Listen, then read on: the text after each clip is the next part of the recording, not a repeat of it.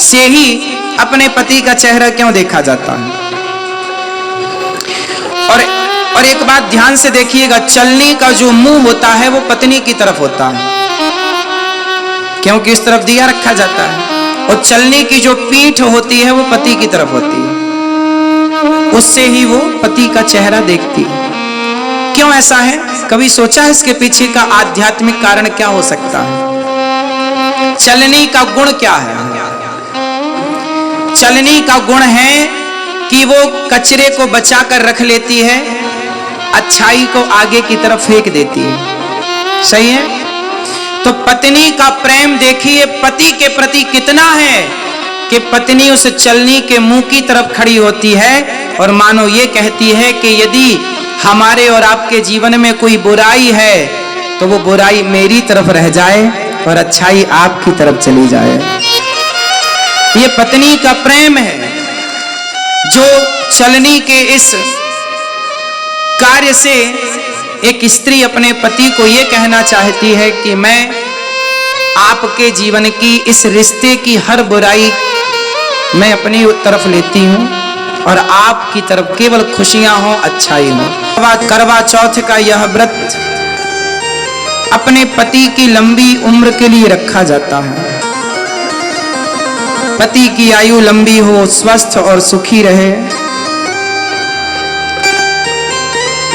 इस दिन माताएं पत्नियां भूखी रहती हैं दिन भर, और ये करवा चौथ का व्रत साल में एक बार इसलिए आता है कि पति पत्नी की यदि खटापटी है तो करवा चौथ के दिन कम से कम बेचारी आपके लिए दिन भर से भूखी है, अपने गुस्से को भुलाकर, अपनी पुरानी बातों को भुलाकर जाओ और वो आपकी लंबी आयु के लिए व्रत उपवास करती है, भगवान की पूजा करती है, चंद्रमा को अर्घ देकर प्रसन्न करती है, तो आपका भी धर्म है कि आज अपने हाथों से उसे कुछ खिलाकर उसका व्रत पूरा किया जाए।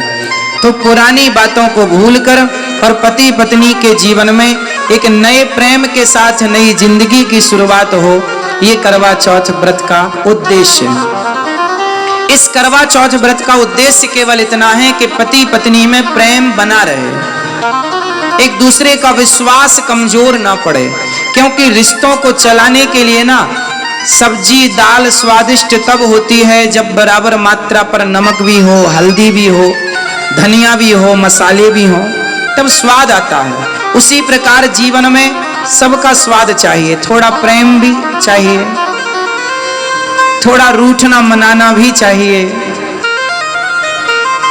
रिश्तों में सबकी जरूरत पड़ती है और सबसे ज्यादा जरूरत पड़ती है विश्वास की। पत्नी का विश्वास न टूटे पति के प्रति, और पति का विश्वास, मैं तो आपसे कहूंगा इस करवा चौथ पे एक दूसरे को वादा कीजिएगा। पत्नी और पति दोनों एक दूसरे का हाथ अपने हाथ में लेकर वचन दीजिए एक दूसरे को कि मैं आपका वादा, आपका वचन, आपके विश्वास को मैं कभी नहीं तोड़ूंगी, मैं आपके विश्वास की रक्षा करूंगी। और पति भी वचन दे कि मैं तुम्हारे विश्वास की रक्षा करूंगा, मैं तुम्हारे विश्वास को कभी नहीं तोड़ूंगा। पत्नी कहे कि मैं अपने पति के अतिरिक्त कभी किसी की ओर में दृष्टि उठाकर, आंख उठाकर भी ना देखूं, तो पुरुष भी ये वचन ले कि मैं भी तुम्हारे सिवा किसी पर नारी को आंख उठाकर ना देखूं। और मैं एक बात बताऊं, जब पति पत्नी में पूरा पूरा प्रेम होगा, समर्पण की भावना होगी, तो फिर किसी और को देखने की जरूरत ही नहीं पड़ेगी।